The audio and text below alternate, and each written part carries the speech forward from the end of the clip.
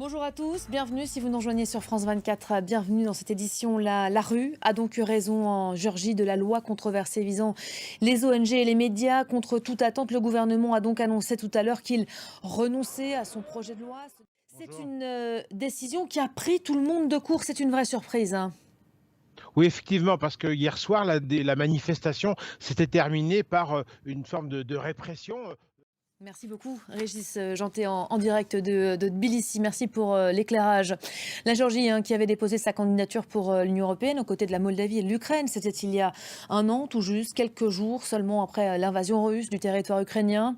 Le pays de nouveau frappé avec force ce matin. Kharkiv, Kiev, Odessa, Zaporizhia et sa centrale, des infrastructures. Après ces frappes, Volodymyr Zelensky dénonce les misérables tactiques russes.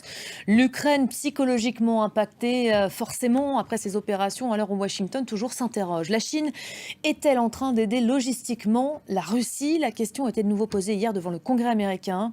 Pékin ne cesse de démentir ces accusations, pourtant de plus en plus crédibles pour une partie des élus. Julien Cheida. Voilà pour ces précisions sur ce dossier ukrainien. Cette volonté certaine d'apaisement à présent en Tunisie, les Africains sont comme des frères. C'est ce qu'a lancé hier Kais Saied lors d'une entrevue avec son homologue de Guinée-Bissau.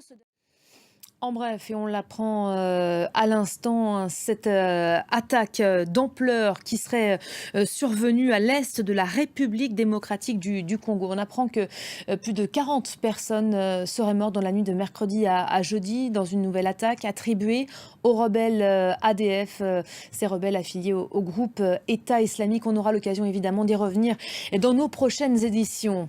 L'actualité en France maintenant est cette étape de franchie, ça y est, au Sénat. Les sénateurs français ont adopté peu après minuit l'article 7, celui prévoyant le report de l'âge de départ de 62 à 64 ans.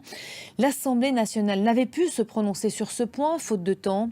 Cette fois, l'article est donc validé par 201 voix pour, contre 115 contre. L'opposition de gauche annonce saisir le Conseil constitutionnel. Regardez. Attention, hein, ça n'est pas gagné pour autant, estimé ce matin Marine Le Pen. Ce vote était attendu par les syndicats, hein, qui n'entendent pas relâcher pour autant la pression sur le gouvernement. Nouvelle journée de mobilisation prévue samedi et mercredi prochain. Voilà, avant de refermer ce journal, un mot du journaliste Moncef Aït Kassi, qui était jugé ce mercredi à Alger pour financement reçu de l'étranger et publication d'informations officiellement accrédité par les autorités algériennes. Aujourd'hui, une lourde peine de 3 ans de prison ferme a été requise à son encontre, à celle également, hein, du journaliste et réalisateur Ramdan Ramouni, qui ont toujours exercé leur métier avec professionnalisme et rigueur, en toute transparence. Dans l'attente du délibéré prévu le 22 mars prochain, sachez que la direction de France 24 exprime sa vive inquiétude, mais a confiance en la justice. Elle apporte tout son soutien à ses anciennes équipes accréditées en Algérie. Voilà, c'est la fin de ce journal. Merci à vous de l'avoir suivi, évidemment. Restez avec nous. D'autres infos tout de suite sur nos antennes. L'info qui continue également sur notre site internet www.france24.com. À tout à l'heure.